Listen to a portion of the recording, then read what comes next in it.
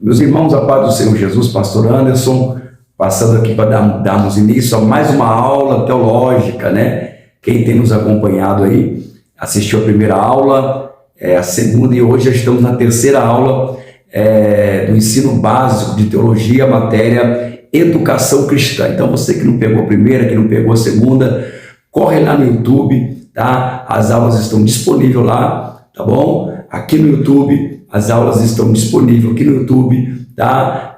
Hoje não estou gravando pelo Face, né? Estou gravando direto aqui pela câmera e já colocando aqui no YouTube para você esse vídeo. Então, não esqueça, para ajudar o nosso trabalho, compartilhe, comente, deixe o seu like e assine o sininho para que você possa receber as notificações dos nossos vídeos aí. Nós iremos estudarmos juntos um curso de teologia completo, tá bom? Eu sou o pastor Anderson Canzani, diretor do Instituto Teológico Gamaliel. Se você ainda não tem um curso de teologia, vem estudar conosco, será uma honra. Amém?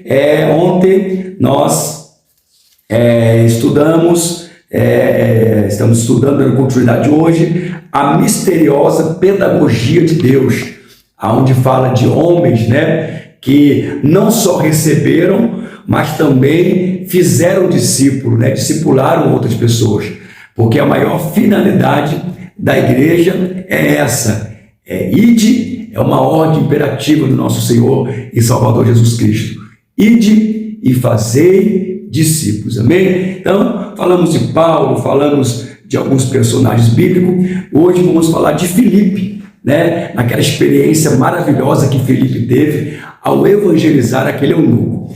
Entende, porventura, o que está lendo? Atos capítulo 8, versículo 30, foi a pergunta de Filipe para o eunuco, né? Neste evento, preste atenção, encontramos mais uma vez o grande valor do ensino sistemático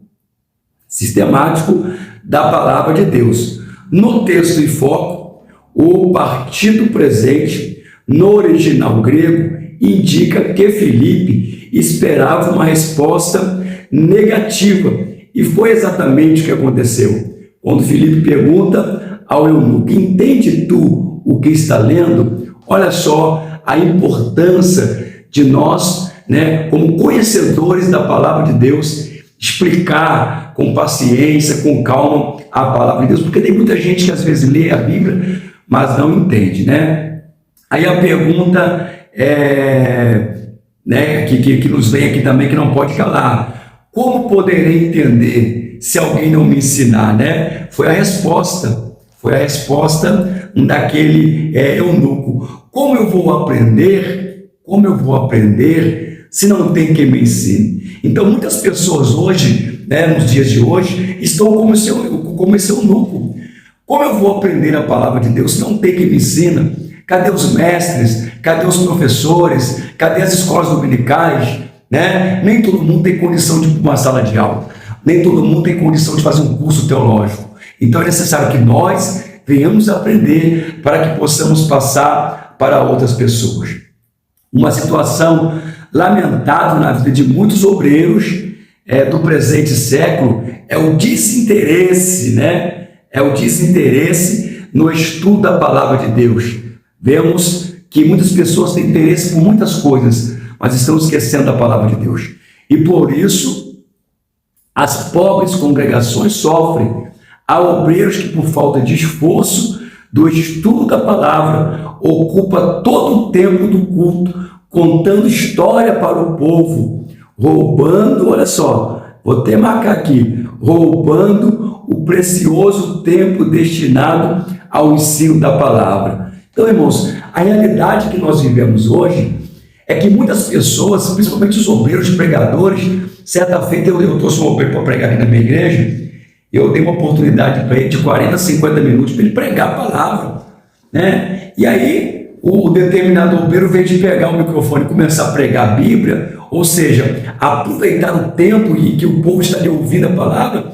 Ele começou a cantar um monte de corinho aqui na igreja, né? Gastou 20 minutos aí da palavra, né? Cantando corinhos que não edificou o povo em nada.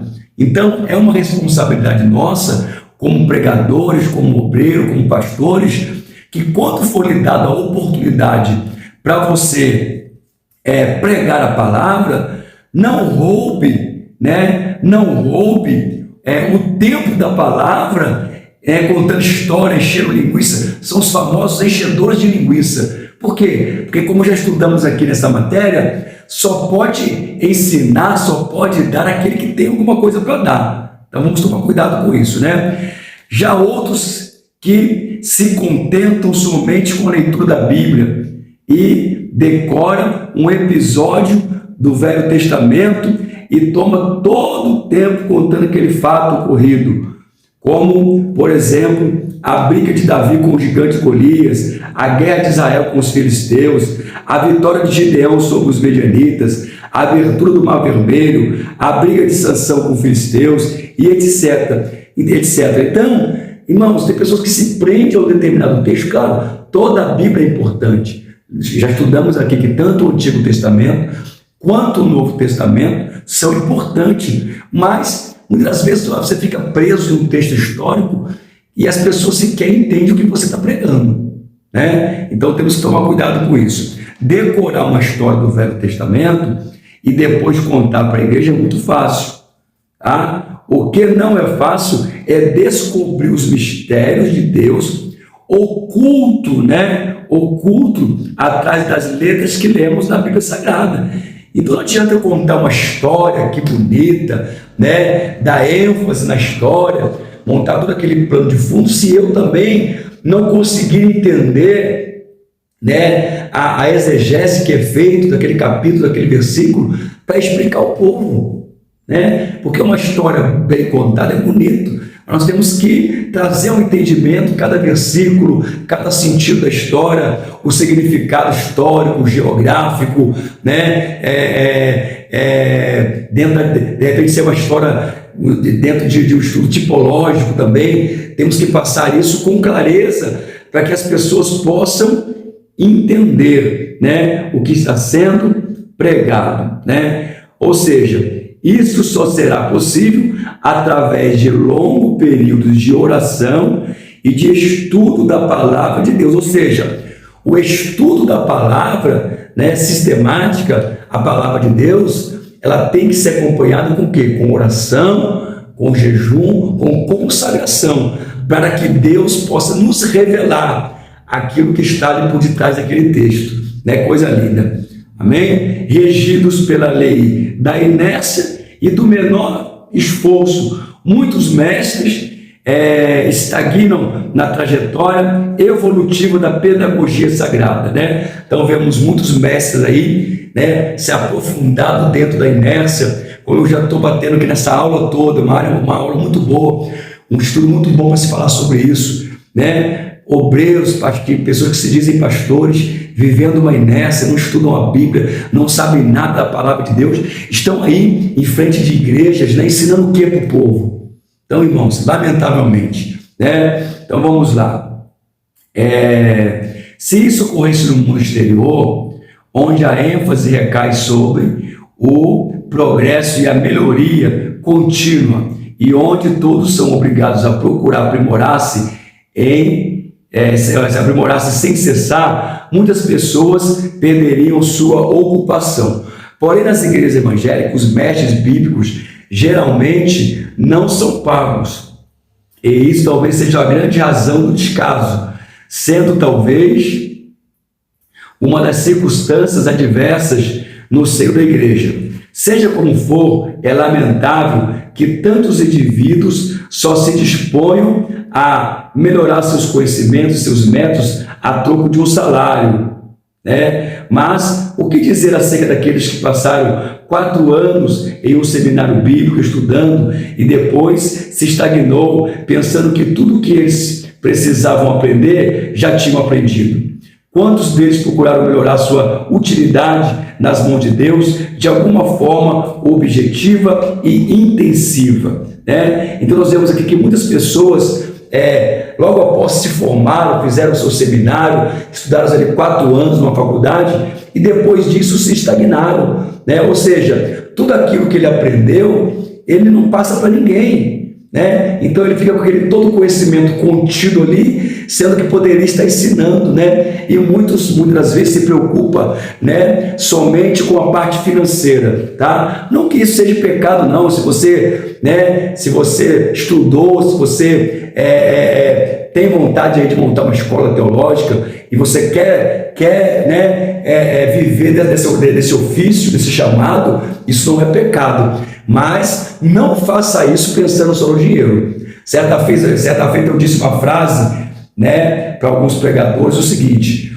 o dia que o desejo de receber a oferta for maior do que o desejo de pregar a palavra, eu paro de pregar a palavra. Porque tem muitos pregadores pregando por amor ao dinheiro. Só prega se a oferta for alta, se for 3 mil, 4 mil, senão eu não vou pregar. Irmãos, não deixe isso entrar no teu coração, porque isso é pecado, tá? O amor ao dinheiro é pecado. Então pregue, claro, você precisa, tu tem família, a gente entende, nós entendemos, mas não pregue por amor ao dinheiro, tá bom? Porque senão você pode cair num grande abismo, tá? A mente deve ser treinada e cheia da palavra de Deus. E a alma deve estar tomada pela presença do Espírito Santo. Então está aí, né? Duas teses importantes aqui, Mente cheia da palavra de Deus e alma, né, cheia do Espírito Santo, né? Que adianta você estar com a mente cheia da Bíblia, decorada, mas se está vazio da presença do Espírito Santo. Então, é um conjunto, né? É uma corrente. A mente está cheia, mas a alma está cheia do Espírito, que vai nos inspirar para pregar a palavra. Alguns têm receio do conhecimento, do estudo e das pesquisas, tá? Imaginando que tais atividades inevitavelmente corrompem o homem. Tá? O que corrompe o homem é o pecado. Teologia não corrompe ninguém. Porém, Deus jamais oferece qualquer prêmio a tais ignorâncias, porquanto ele mesmo é conhecido como consumado, né? É fato que o conhecimento superficial pode corromper, tá? Então, um conhecimento superficial, né, sem muitas vezes base na palavra de Deus, ou ter conhecimento também só de conhecimentos gerais, né, e querer usar muito isso, deixar de lado a palavra de Deus, você pode se corromper com isso. Mas o estudo sério, sobretudo das Escrituras, conduz o indivíduo, né, olha só, conduz o indivíduo de volta a Deus, que é absolutamente inegável e irrefutável. Então, o estudo, né, sistemático da palavra de Deus, o estudo da teologia, ele vai te conduzir de volta, né, ao conhecimento, a conhecer quem é Deus. A teologia não corrompe ninguém, né? O que corrompe o homem é o pecado e a preguiça de estudar a palavra de Deus. Amém? Glória a Deus, louvado seja o nome do Senhor, né? Ou seja, vamos lá. Correndo Filipe, ouviu que lia o profeta Isaías e disse: entendes porventura o que está lendo? Amém? Então ali nós vamos ver agora que Filipe, né, após ter o conhecimento que o eunuco não tinha, né, conhecimento daquilo que estava lendo, o Filipe vai pregar, vai ensinar, né, com maior paciência a palavra de Deus, né? Ou seja, isso é o que? É uma prática da palavra escrita, né? Escrita e falada, né? Escrita. Hoje nós temos aí a internet, temos aí acesso a livros, né? Mas, irmãos, anteriormente, né, era muito difícil as pessoas terem acesso à Bíblia. Era muito difícil as pessoas terem acesso à Bíblia, né? Então, quer ver que coisa legal aqui, ó? Peraí, nós vamos aqui agora, peraí, vou pesquisar algo aqui para você, em primeira mão aqui, ó. Como era difícil as pessoas ter acesso, né, à palavra de Deus. Uma curiosidade aqui para você, ó. Uma curiosidade aqui para você, ó. Vamos lá. Uma curiosidade aqui, ó. Para você entender aqui, ó.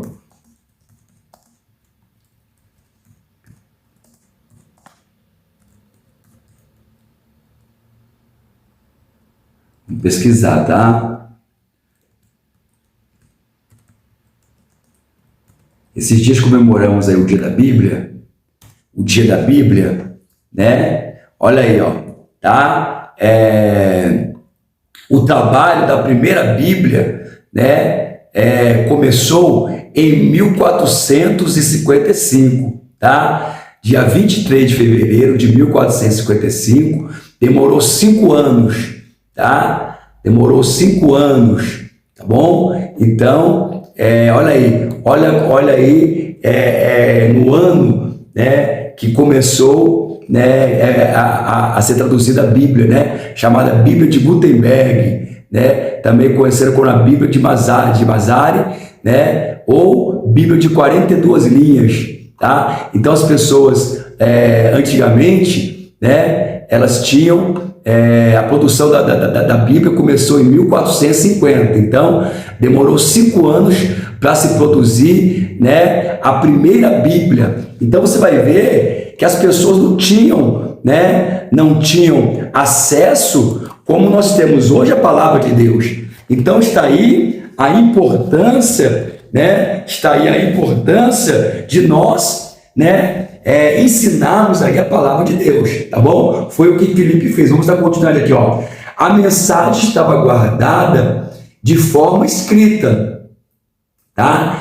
Filipe desenvolveu mediante a palavra falada, né? Isso é um método muito antigo, né? Porque, por exemplo, imagina os povos nômades, né? Lá atrás, até mesmo nas histórias dos hebreus, como que se passava, né? Como, por exemplo, quer ver, ó, um exemplo, como que, por exemplo, Moisés narrou o livro do Gênesis, né? O livro do Gênesis, por exemplo, né? No Êxodo ele já existia, mas no Gênesis não.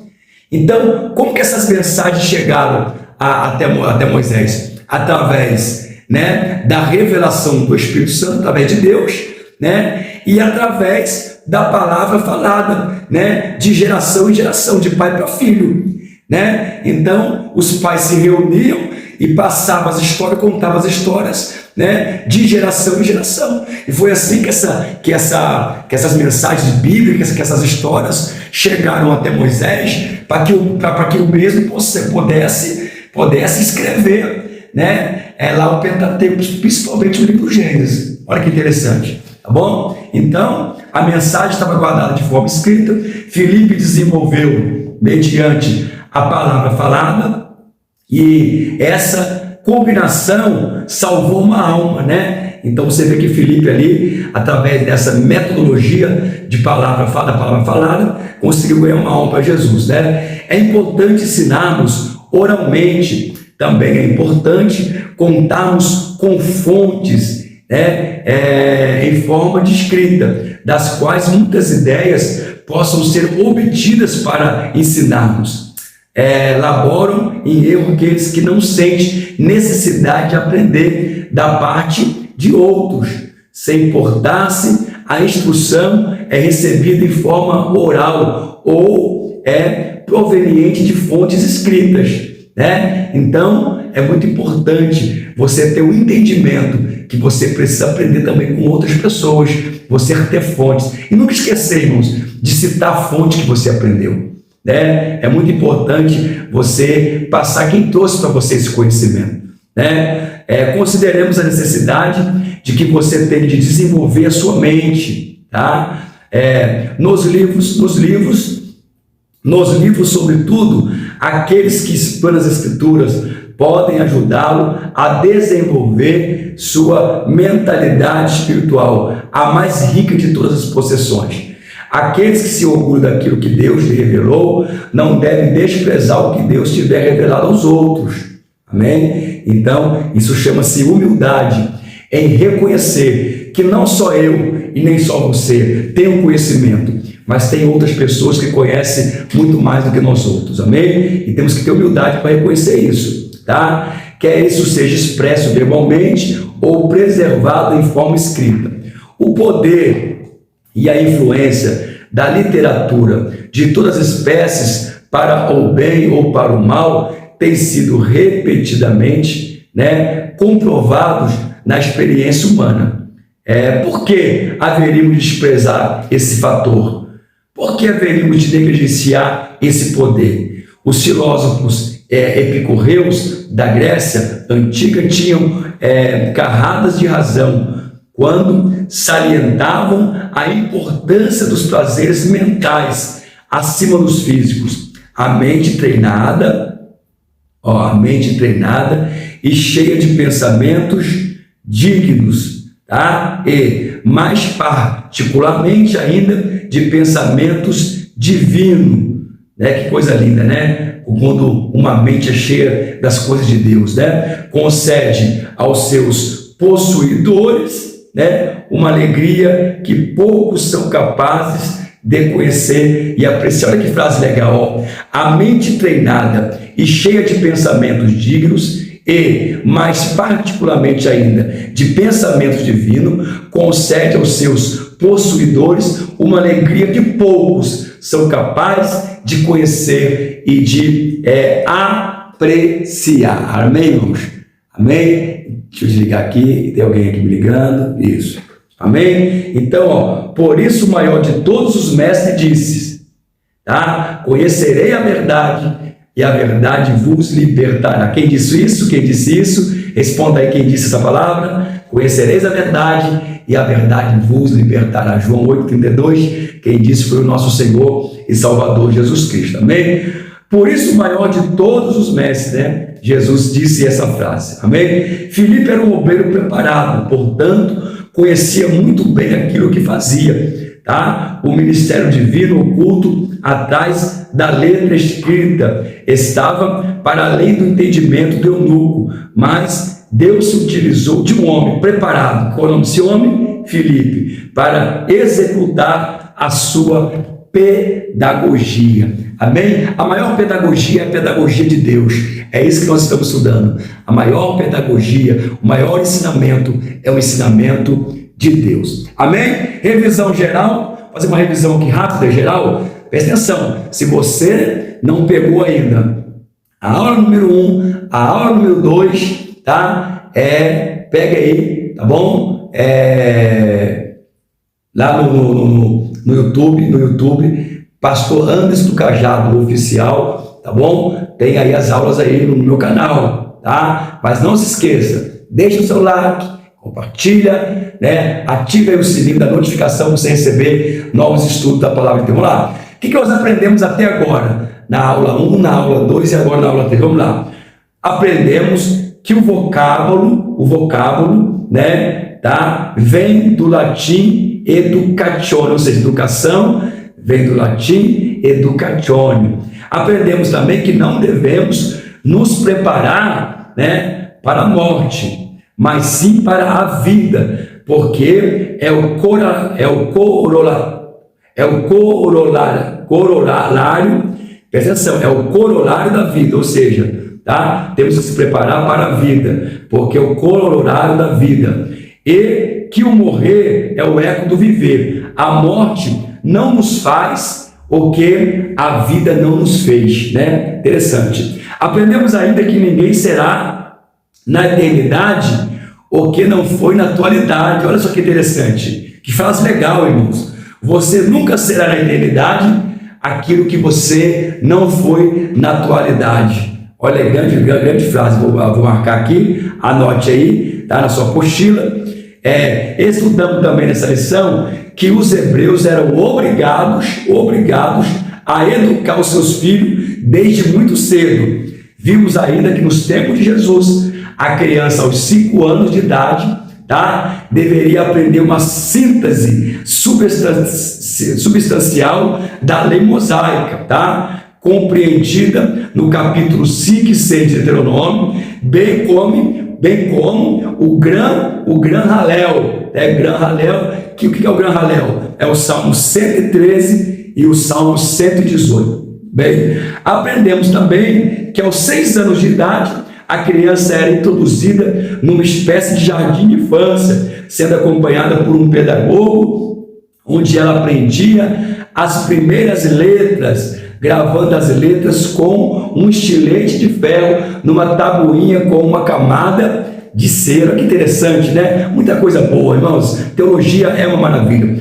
Você viu ainda que todos os rabis judaicos deveriam aprender uma profissão mecânica, a fim de que, em caso de necessidade, ganhar o sustento com o labor honesto das suas mãos. Você viu também que aos 12 anos de idade, todo jovem judeu devia aprender a peregrinação, ou seja, o ritual até Jerusalém. Vimos ainda que nos tempos de Jesus havia duas escolas teológicas que denominavam os nomes de seus fundadores, Hillel, tá? Hillel e Shammai, tá? Então, na época de Jesus, havia essas duas escolas que carregavam o nome de seus fundadores, Hillel e Shammai. Você também viu, né, nas lições anteriores, que no Reino do Norte não houve nenhum avivamento por falta de ensinadores, tá? Enquanto sempre houve no Reino do Sul, pelo trabalho de muitos ensinadores, tá bom? Então, no Reino do Norte, tá? Não houve nenhum avivamento. Por quê? Porque não havia quem ensinasse, não havia quem pregasse, né, a palavra de Deus. Enquanto já no Reino do Sul, tivemos aí grandes percursores, né, que pregavam e ensinavam a palavra de Deus. Tá? Então vamos lá. Aprendemos também que a educação dos filhos depende muito de uma educação dos pais, porque esses são os responsáveis para essa finalidade. Você aprendeu também que um dos mandamentos de Jesus antes de subir aos céus foi a prática do ensinamento. Qual é a ordem imperativa para a igreja? Responda aí: ide e fazei discípulos. Aprendemos também que Jesus ensinava com autoridade, porque vivia o que ensinava, e o que ele ensinava, o que ele vivia, tá bom? Então, responde para mim aí. Você tem pregado, mas você tem vivido aquilo que você prega? Tem? Responde aí. Deixa o seu comentário, tá bom?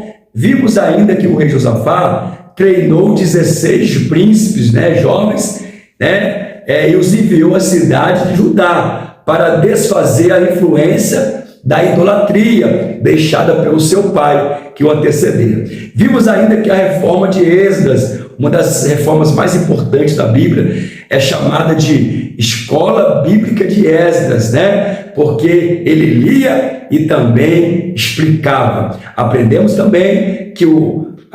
ainda que o que mais se destaca na carreira ministerial de Paulo é o ministério de ensino. Meus irmãos, eu sempre digo uma coisa, eu queria dar uma pausa aqui antes de falar os dois tópicos últimos aqui. Eu sempre digo uma coisa, quer conhecer uma igreja? Presta atenção no que eu vou falar aqui, porque muita gente quer conhecer uma igreja por um culto de libertação, por um culto de louvor. Não. Sabe qual é o melhor fundamento para você conhecer uma igreja? É você ir num dia de culto de ensinamento, para você ver, o que o mestre, o que o pastor, o que um obreiro está ensinando, porque a base do evangelho é a palavra de Deus. Então, se você está numa igreja que não tem escola dominical, que os líderes, não ensinam, não tem conhecimento, infelizmente, você está no lugar errado. Deixa eu ver aqui, 30 minutos ainda, tem bastante tempo para a gente aprender. Eu procuro sempre fazer uma live no máximo de 1 hora. Amém? Vamos lá. Aprendemos também aqui que Deus salva o homem, que Deus salva o homem através do homem, porque é o homem quem leva a mensagem da salvação ao outro homem. Então, como Deus salva uma pessoa através de outra pessoa, e que essa mensagem pode ser pelo ensinamento ou pela pregação. Vimos ainda que Paulo foi um bom ensinador, porque foi um bom aprendiz, tá? Nunca se pode ser um bom ensinador se você não for um bom aprendiz, tá? Nunca se pode estar de pé para ensinar se um dia você não se assentou para aprender. Deixa aí seu comentário. Você tem se importado em se assentar para aprender a palavra? Você tem se importado, né, em adquirir conhecimento para passar para os seus filhos, até mesmo na sua igreja? Deixa aí a sua resposta, comente, amém? E vamos que vamos, né? Matéria agora, próximo tópico, disciplina. Amém? É mais um conceito aqui da educação cristã. Você que está assistindo essa live, né, que está assistindo esse vídeo é a terceira aula, tá, do curso básico de teologia, tá, lecionado pelo Instituto Teológico Gamaliel. Eu sou o pastor Anderson Casani, diretor do Instituto Teológico Gamaliel, tá? Então, mais aí é um tópico do ensino de educação cristã, tá? Disciplina, vamos lá. Segundo o dicionário Aurélio, tá? A palavra disciplina significa regime de ordem imposta ou livremente concedida, tá? Tópico número 2. Significa ordem que convém ao funcionamento regular de uma organização, tá? 3. Disciplina significa relação de subordinação do aluno ao mestre, ao instrutor. Número 4. Disciplina significa observância de preceito ou normas. Número 5. Disciplina significa submissão a um regulamento. Número 6. Disciplina significa ensino, instrução e educação. E número 6. Disciplina é um conjunto de conhecimento em cada cadeira de um estabelecimento de ensino, tá? Ou seja, matéria de ensino e etc, tá? Então, o significado de disciplina são esses aí que eu falei segundo o dicionário Aurélio, tá bom? Como vimos no vocábulo disciplina, é bastante abrangente, mas tem significados análogos.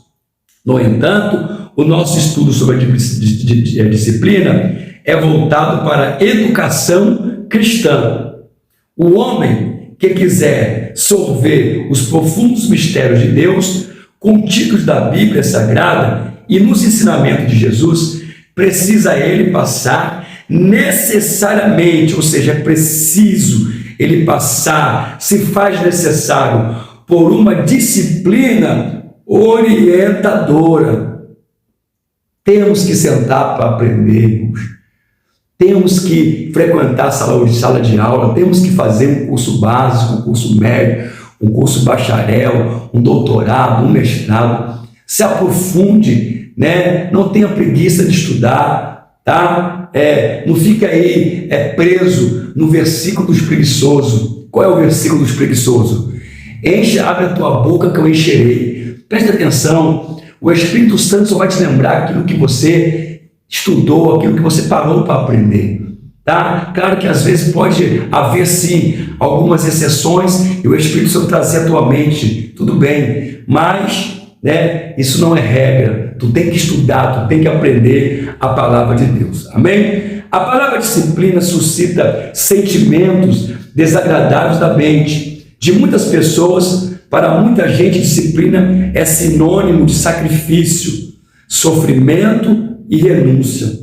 Muitas pessoas querem se submeter, né, à disciplina. Por quê? Porque não querem obedecer, não querem obedecer os mestres, os professores, os pastores, portanto, nunca vão aprender a palavra de Deus. Comparamos a disciplina com um rio que é espraiado pela extensão de 1 quilômetro, para a direita e para a esquerda. Tem pouca força, porque a sua largura é grande e a sua profundidade é pequena. A força, porém, está na verticalidade, assim como a fraqueza está na horizontalidade, né? A força, porém, está na verticalidade, assim como a fraqueza está na horizontalidade.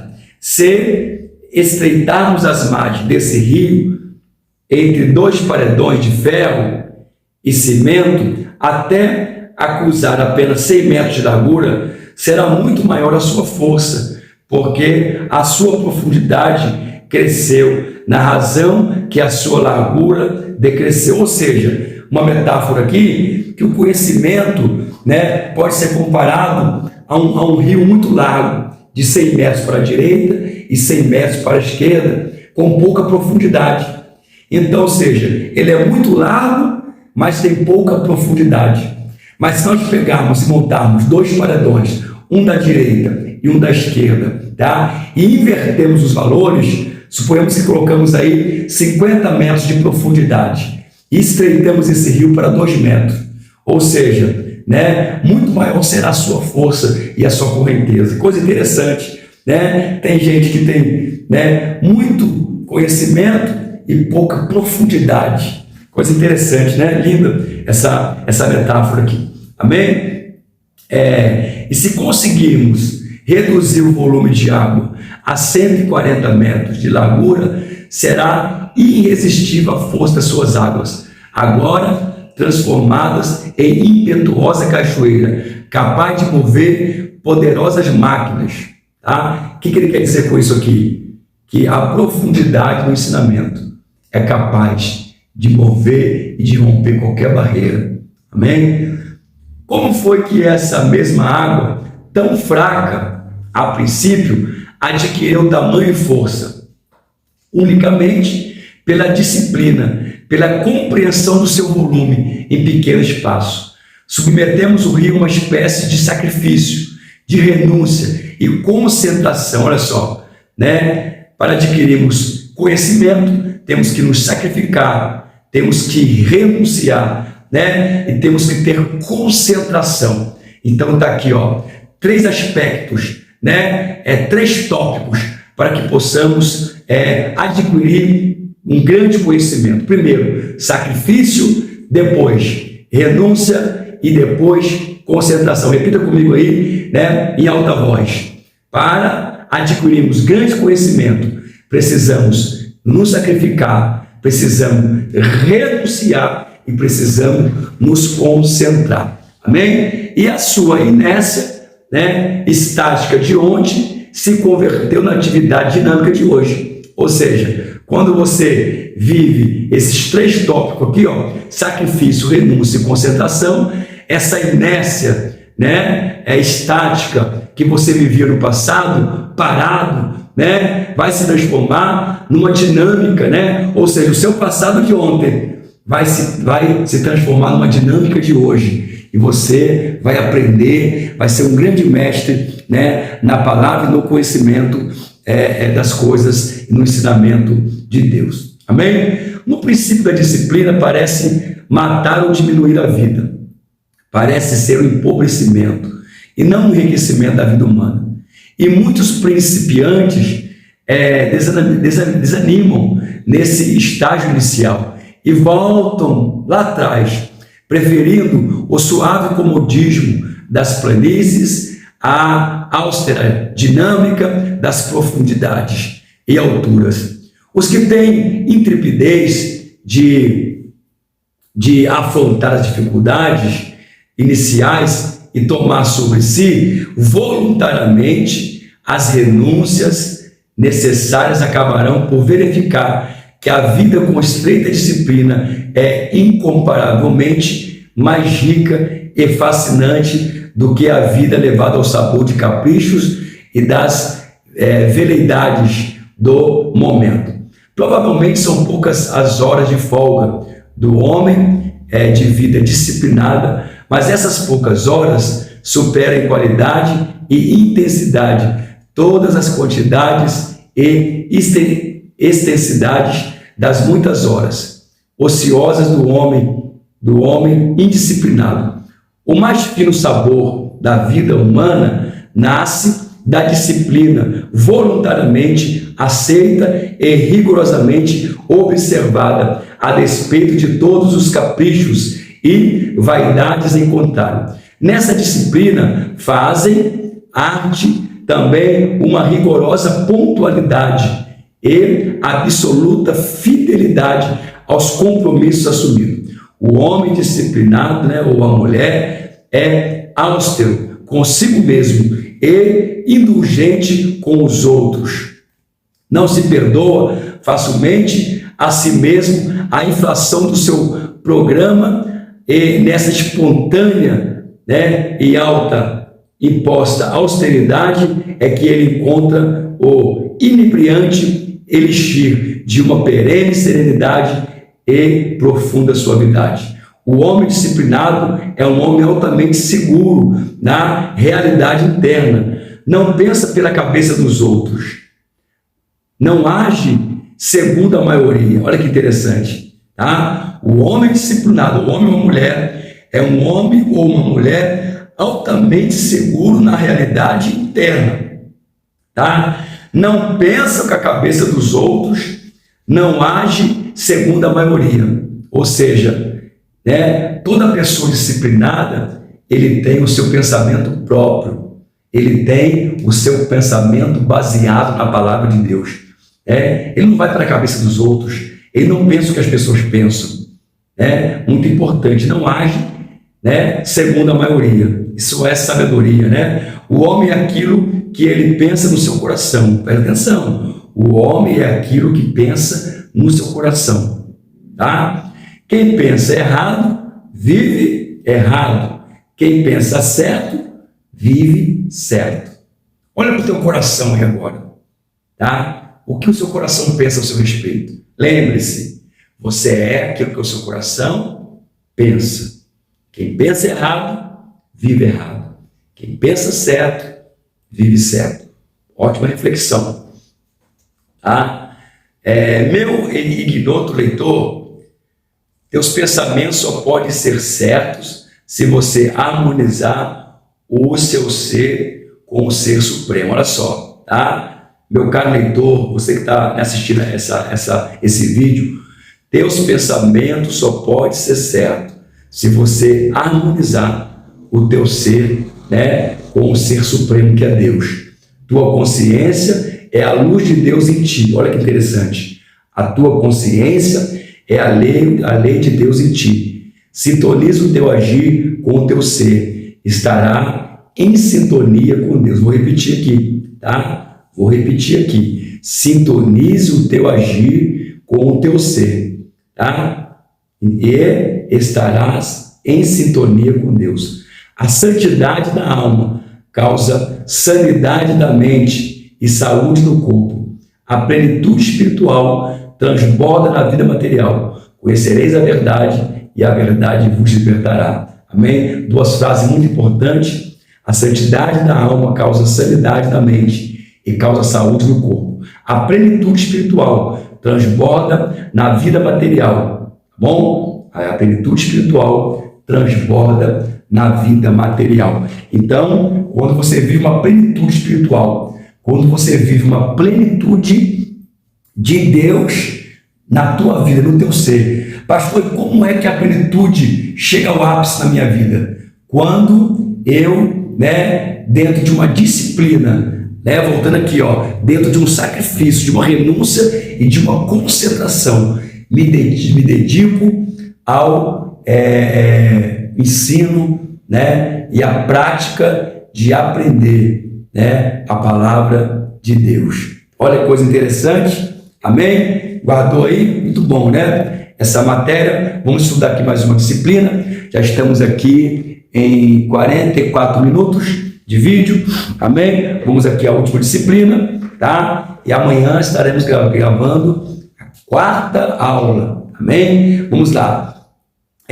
A disciplina e a criança, isso é muito importante para você pai, para você mãe, para você que trabalha com departamentos infantis, tá? Precisamos entender, tá? Precisamos associar, a disciplina e a criança, tá bom? Tem que estar juntos, associados.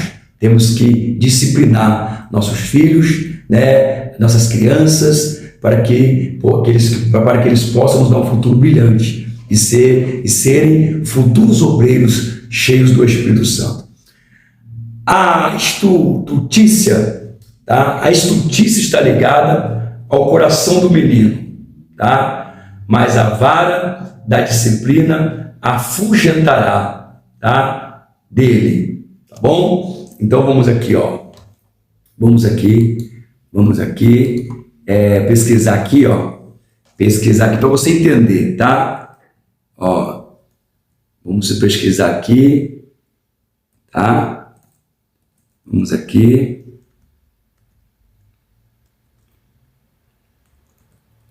Para você não ficar com dúvida, tá?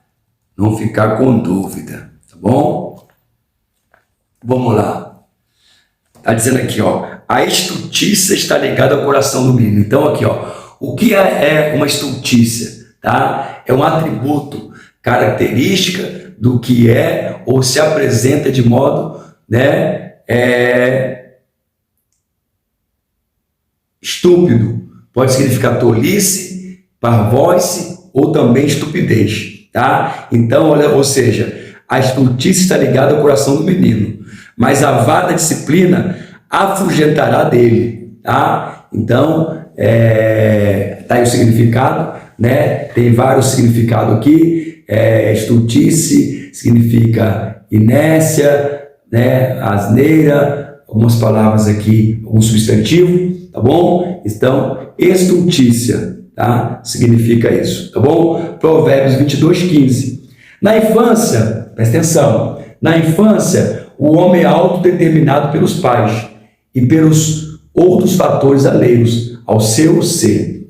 Presta atenção, infância, tá? Algumas fases aqui, tá? Primeira fase, infância. Na adolescência, segunda fase, o homem tenta ser ego determinante pela sua personalidade intelectual, tá? Então, na infância, o homem é autodeterminado pelos pais e pelos outros, ou seja, ele vai, né, aprender, ele vai se espelhar ali, né, nos pais, ou até em outros fatores ali alheios. Na adolescência, ele tenta ser ego determinante pela sua personalidade intelectual, tá? Com a entrada na maturidade, então nós temos aqui infância, adolescência, e na maturidade o homem se torna autodeterminante sobre os auspícios à sua individualidade espiritual. Na inconsciência da infância, né? Na inconsciência da infância, ou seja, na falta ainda da maturidade, né? De uma fase adulta, ou seja, isso é chamado de inconsciência, né? E de fatores que muitas vezes a criança não tem um conhecimento, né? Ela muitas vezes age até mesmo pela normalidade de ser uma criança da sua infância, tá? Então, vamos lá. Da inconsciência da infância através da semiconsciência, tá? Então, a criança, tá? Na infância, ela tem uma inconsciência. Quando chega na adolescência, isso já se torna uma semiconsciência, ou seja, a criança na infância muitas vezes era inocente, né? Aqui já é semi-inocente, ou seja, ela já sabe alguma coisa, tá? Então, através da semiconsciência da adolescência, tá? E sobre o homem às alturas da plena consciência, né? Ou seja, a plena consciência, ela só vem, né, quando a criança que já passou pela adolescência vai alcançar a sua adultez definitiva, né? Então é um processo, né? Vamos recapitular aqui para você entender, né? Na infância, né, o homem ou a menina, vamos botar aqui, a menina é autodeterminado pelos pais e pelo exemplo de outros fatores alheios. Saiu da criança, fase de criança, a fase da adolescência. Na adolescência, o menino, né, o homem ou a mulher tenta ser ego determinante, tá? Ego determinante pela sua personalidade intelectual, tá bom? É uma fase muito importante, tá? Com a entrada da maturidade, tá? O homem ou a mulher se torna autodeterminante, né? Ele já sabe aquilo que ele quer, já tem ali o seu conceito próprio, né? Sobre os auspícios, a sua individualidade espiritual, ou seja, na fase adulta, todo homem ou mulher já sabe o que vai escolher. Então, Ou seja, é por isso que o versículo de Provérbios diz: ensina o caminho, né? Ensina ao filho o caminho que deve andar. Porque na fase da infância, na fase da adolescência, muitas vezes ele pode ter essa dúvida de escolha, essa dúvida, né, de saber escolher do que quer. Mas quando ele chega na fase adulta, ou seja, né, na fase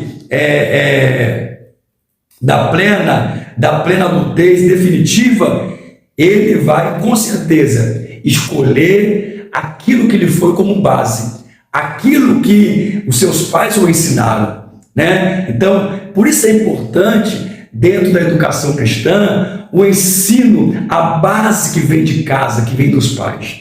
Amém? Muito interessante essa matéria, tá bom? Vamos aqui concluir, para a gente encerrar.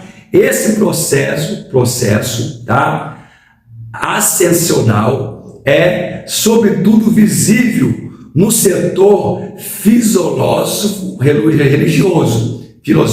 tá? Perdão, é visível no setor filosófico religioso. Como já vimos, a disciplina às vezes suscita sentimentos desagradáveis, principalmente, tá, na criança e na adolescência, porque para eles a disciplina, tá, parece tirar sua liberdade, privando de suas fictícias ideias ilusórias. Mas quando disciplinados, o tempo hábil de se tornar adulto, reconhecerá o valor da disciplina e agradecerá quem o disciplinou, né? É o que está escrito lá em Provérbios 23, vamos ver aqui, Provérbios 23, abre aí a tua Bíblia comigo, Provérbios, vamos lá, Provérbios 23, olha que Salomão vai dizer aqui, né? Abre aí comigo, Provérbios 23, tá? Provérbios 23, no verso 13 ao 25, olha só o que diz, ó, verso 13, não retires a disciplina da criança, tá? Então, assim, muitas vezes nós, pais, né, temos a ideia que disciplinando, nós vamos fazer com que os nossos filhos deixem de viver a infância dele, não. Se você não disciplina, né, ou seja, começa a limitar, né, o seu filho naquilo que ele deve, de que forma ele deve agir, proceder, quando ele ficar adulto, ele vai ver uma vida dissoluta, uma vida, né, sem princípios disciplinares, uma vida desequilibrada, tá? Então, é bem verdade que a criança, né, ao ser imposta a uma doutrina de disciplina, né, a um conceito disciplinar, é normal que a criança muitas vezes se sinta até mesmo um pouco acuada, né, achando que isso vai fazer com que ela não seja criança, mas, né, ao tornar-se adulta, passar pela fase, né, infantil e depois de chegar na adolescência, aí chegar à maturidade, se tornar um adulto, essa criança vai agradecer muito, né? Quando essa criança que já se tornou adulto, ele vai agradecer muito quem foi a razão do seu ensinamento e quem o disciplinou, né? Assim, né? Hoje os grandes filósofos, os grandes mestres, né? Os grandes teólogos, né? Quando ele para lembrar lá no começo de tudo, quem foi o professor, né? O pedagogo que o disciplinou, que contribuiu para que ele fosse hoje uma grande referência dentro do ensinamento de qualquer área, ele vai ser muito grato a essa pessoa, né? Então é importante que a disciplina faça parte, né, do conceito da infância, da adolescência, da juventude, da maturidade. Lá na frente, né, essas pessoas irão nos agradecer, tá bom? Então vamos lá, Provérbios 23, 13, né? Não retires a disciplina da criança, pois se as fustigares com a vara, nem por isso, tá? Vai morrer, tá? Então é necessário que dentro da disciplina também venha a correção, se preciso for com uma vara, não vai matar a criança, tá? É aquilo que eu disse. Ou você educa o teu filho hoje, ou você ensina o teu filho hoje, ou amanhã o mundo lá fora vai ensinar da maneira dele. E como o mundo ensina, dói. E muitas pessoas até perdem sua vida. Por quê? Porque os pais não ensinaram. Bom, deixa o seu comentário aí. Está gostando dessa aula? Está gostando? Compartilha, deixa o seu like. Vamos ficar gostoso o negócio aqui. Né? Versículo 14. Né? Tu a fustigarás com a vara e livrarás a sua alma do inferno. Olha só. Então a disciplina junto com a correção vai livrar a alma, né, dessa criança, desse adolescente do inferno. Tá bom? Então vamos lá, continuar aqui, ó. Versículo 15. Filho meu, se o teu coração for sábio, alegrar-se-á ao meu coração, sim, o meu próprio, e exultarão os meus rins quando os teus lábios falarem coisas retas. O teu coração não inveja os pecadores, antes permanece no temor do Senhor todo dia. Tá? 18. Porque certamente acabará bem, não será malograda a tua esperança. Ouve tu, filho meu, e sê sábio, e dirige no teu caminho o teu coração.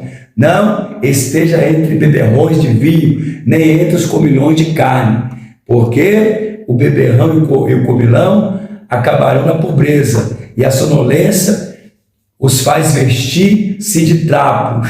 Tá bom? Versículo 23. Compra a verdade e não a vendas, e também a sabedoria, a instrução e ao entendimento. Versículo 15, 24. Grandemente se regozará o Pai do justo, e o que gerar um sábio se alegrará nele. Olha aí, ó, de novo, o versículo 24. Quem gera um sábio se alegrará nele. Como que eu posso gerar um sábio? Instruindo, dentro da educação, dentro aqui do estudo da disciplina, nossos filhos serão uma bênção para a glória de Deus. E o versículo 25 vai ser: alegre-se teu pai e a tua mãe, e regozije-se ao que te gerou.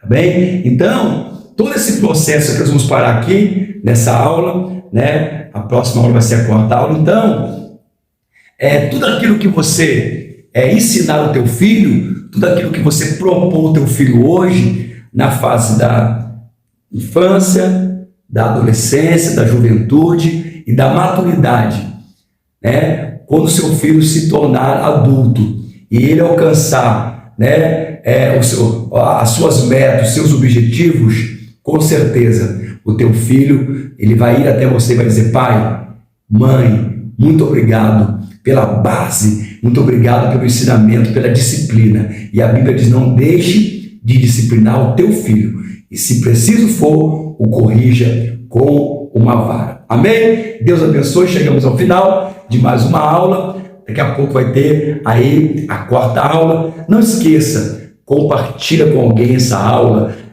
deixe os seus comentários, deixe o seu like, ativa o sininho aí, para que possa receber notificações de novos vídeos aí, tá bom? Deus abençoe. Um abraço do seu amigo pastor Anderson Canzani, ou para quem queira, pastor Anderson do Cajado. Quer estudar teologia conosco? Instituto Teológico Gamaliel. Deus abençoe a tua vida, Deus abençoe a tua família. Fique com Deus. Beijo, bons estudos.